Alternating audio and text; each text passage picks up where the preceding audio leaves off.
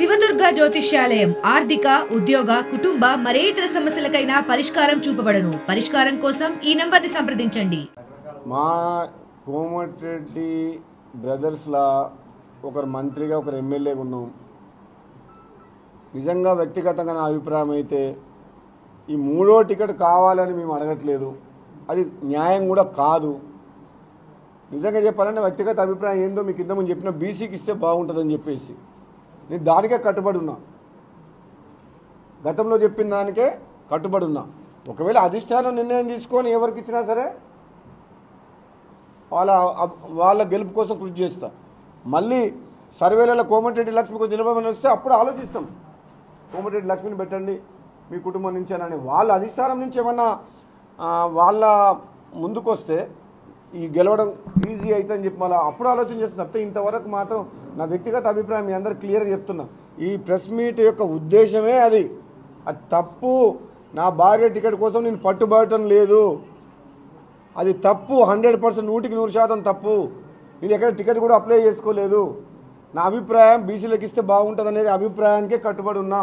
ఎవరు చేస్తారో తెలియదు కానీ కోమటిరెడ్డి బ్రదర్స్ బ్రాండ్ ఇమేజ్ని ఖరాబ్ చేసే పని మేము ఎప్పుడు చేయము.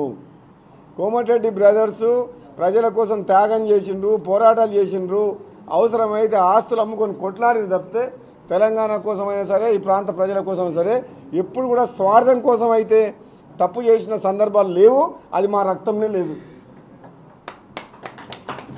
ఆ బ్రాండ్ ఇమేజ్ మాత్రం ఖరాబ్ చేసేందుకు ఆ విజయ్ అన్నట్టు ఎవరో కొందరు కుట్ర చేస్తున్న మాట వాస్తవం. అది మాత్రం నాకు అనిపిస్తుంది. ఈ అన్నదమ్ములు మంచిగా ఉంటే బాగుండదేమో, గట్టిగా ఇద్దరు కలిస్తే జనం అదైతే అని చెప్పి నువ్వు అన్నట్టు విడదీస్తున్న ప్రయత్నాలు మాత్రం అవుతున్నాయి. కానీ కోమటిరెడ్డి బ్రదర్స్ అనేది బ్రాండ్, అది వెంకటరెడ్డి కాదు, రాజగోపాల్ రెడ్డి కాదు, కోమటిరెడ్డి బ్రదర్స్ బ్రాండ్. అది విడిపోవడం అసాధ్యం. బతుకున్నంతకాలం మాకు రాజకీయాల కంటే ఎక్కువ మా రక్త సంబంధం అన్నదమ్ములం, ఒక తల్లి కడుపులో పుట్టిన వాళ్ళం. కాబట్టి మా ఇద్దరి రక్తం ఆలోచన ఒకటే ఉంటుంది. ప్రజల పక్షాన పోరాటం చేయాలి, ప్రజల పక్షాన పనిచేయాలి తప్పితే కానీ ఈ స్వార్థం కోసం అని చెప్పి ఏదో చెప్పుడు మాటలని మేము ఆ గ్యాప్ పెంచుకోదలుచుకోలేదు. ఇప్పుడు కూడా చెప్తున్నాం, మళ్ళీ రాబోయే రోజుల్లో కూడా ఈ కోమటిరెడ్డి బ్రదర్స్ అనేది ప్రజల కోసమే బతుకుతారు. జగదీశ్వర్ రెడ్డి జర్రల మిస్ అయిండు, తక్కువ మాటల ఆయన. అది ఆర్ దామోదర్ రెడ్డి మీద టికెట్ ఇస్తే బలహీనమైన అంటే పాపం ఆర్ దామోదర్ రెడ్డి సీనియర్ నాయకుడు కానీ ఎక్కువ తిరగలేకపోయిండు, కష్టపడలేకపోయిండు ఆయన ఆ వయసులో.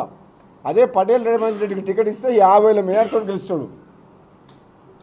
ఆయన ఒక వీక్ క్యాండిడేట్ మీద అంటే ఒక బలహీనంగా అంటే పాపం ఆయన విపరీతంగా దోసుకున్న సొమ్ము పెట్టి 100 కోట్ల పైన ఖర్చు పెట్టిండు జగదీశ్వర్ రెడ్డి.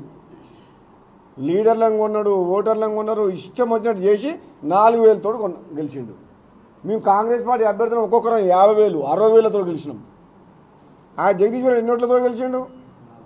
ఎవరైనా గెలిచిరా కాంగ్రెస్ పార్టీలో జిల్లాలో? ఎవరికైనా తక్కువ వచ్చిందా? అందరికంటే తక్కువ నాకే వచ్చింది. మా వీరేశంకు 75,000 వచ్చింది. ఏమైందా? మా మందల సామెలకు 50,000 వచ్చింది. మన జయవీరుకు 50,000 వచ్చింది. 56,000 వచ్చింది. భువనగిరి మా నాకంటే తక్కువ మా కుమ్మని రెడ్డి ఉండు 27,000. అంటే పైల శేఖర్ రెడ్డి కాదు, పైసల శేఖర్ రెడ్డి కదా, ఆయన 100 కోట్లు ఖర్చు పెట్టిండు. మా ఐలేకు బాగానే వచ్చింది. అంటే మీ ఒక్కడే ఒక జగదీశ్వర్ రెడ్డి 4,000 ఓట్లతోటి సాగు తప్పి కన్నులోట పోయినట్టు. మరిన్ని వీడియోస్ కోసం ఛానల్ ని సబ్స్క్రైబ్ చేయండి, లేటెస్ట్ అప్డేట్స్ కోసం వాట్సాప్ ఛానల్ ని ఫాలో చేయండి అండ్ లింక్ డిస్క్రిప్షన్ లో ఉంది.